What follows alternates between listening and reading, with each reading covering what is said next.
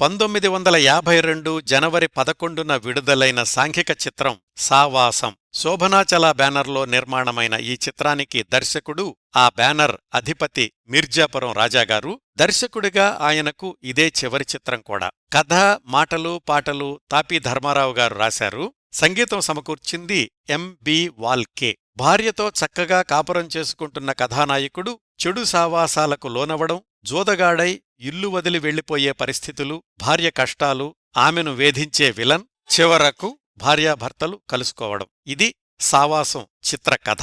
ప్రాథమికంగా చెడు సావాసాలు వద్దు అనేది కథలోని నీతి. కథానాయకుడు కోన ప్రభాకర్రావు గారు. కథానాయకుడిగా ఆయనక్కూడా ఇదే చివరి చిత్రం. కథానాయిక దర్శకుడు బిర్జాపురం రాజాగారి భార్య కృష్ణవేణిగారు.